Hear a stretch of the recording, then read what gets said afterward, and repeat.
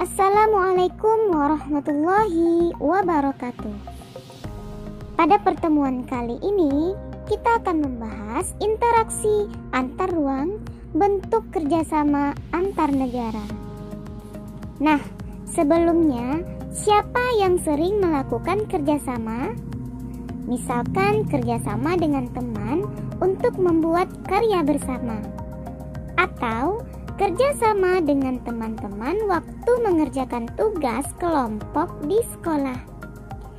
Tapi bukan kerjasama pas ujian ya. No.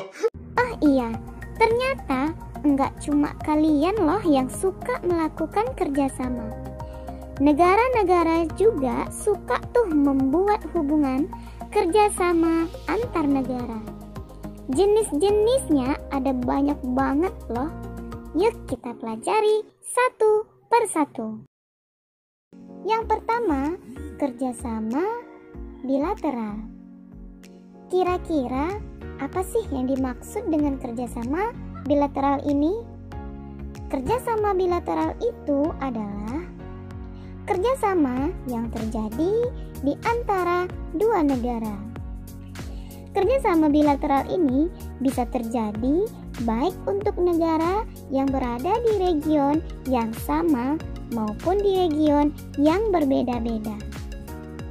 Contoh, kerjasama bilateral antara lain kerjasama antara Indonesia dan Jepang atau kerjasama antara Indonesia dan Jerman.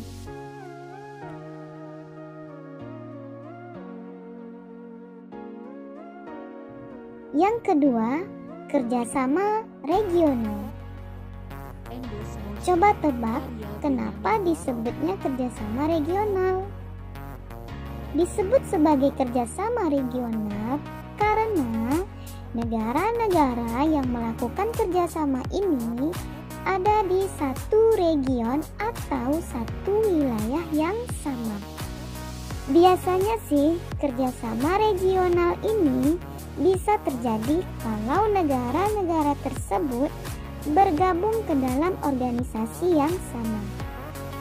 Contohnya antara lain ASEAN dan Uni Eropa.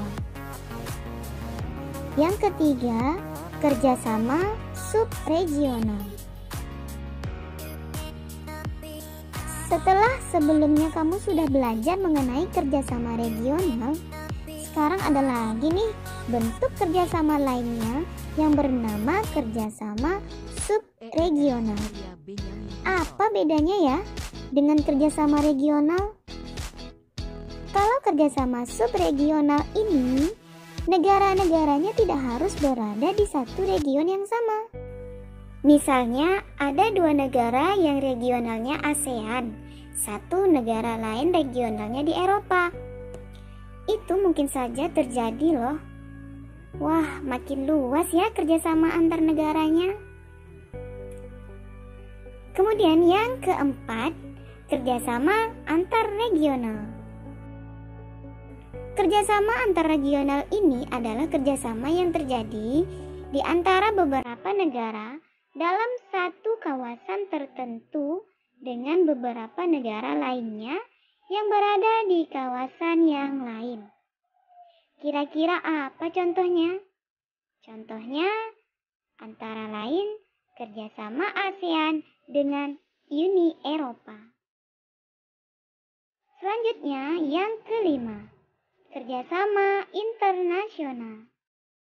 Bentuk kerjasama yang terakhir ini disebut kerjasama internasional. Berdasarkan namanya, sudah dapat terlihat dong kalau kerjasama internasional ini merupakan bentuk kerjasama yang paling luas. Hal itu dikarenakan kerjasama ini melibatkan beberapa, bahkan banyak negara di dunia.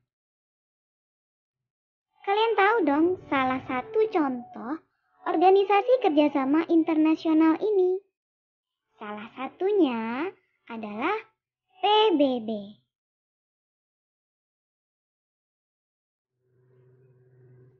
Berikut ini adalah bentuk kerjasama dalam berbagai bidang. Yang pertama, bentuk kerjasama di bidang sosial dan budaya. Tujuan kerjasama bidang sosial dan budaya antar negara-negara ASEAN adalah agar terciptanya kerukunan dan kemajuan bersama. Kerjasama bidang sosial dan budaya ASEAN dilaksanakan oleh COSD, Committee on Social Development, yaitu suatu lembaga atau badan yang menaungi kerjasama ASEAN di bidang sosial dan budaya. 2. Bentuk kerjasama di bidang politik dan keamanan. Tujuan kerjasama bidang politik dan keamanan adalah untuk menciptakan keamanan, stabilitas, dan perdamaian di negara-negara ASEAN. Kerjasama di bidang politik menciptakan ASEAN Regional Forum (ARF) untuk membahas kasus-kasus terkini yang menjadi perhatian ASEAN. Yang ketiga, bentuk kerjasama di bidang pendidikan. Negara-negara ASEAN terus melakukan kerjasama di bidang pendidikan secara bilateral dan multilateral. Tujuan kerjasama bidang pendidikan ini adalah untuk meningkatkan kualitas pendidikan di Asia Tenggara dan meningkatnya daya saing internasional. Demikianlah pada pertemuan kali ini dengan materi interaksi antar ruang dalam kerjasama antar negara. Semoga pada materi ini dapat dipahami dan dapat dimengerti.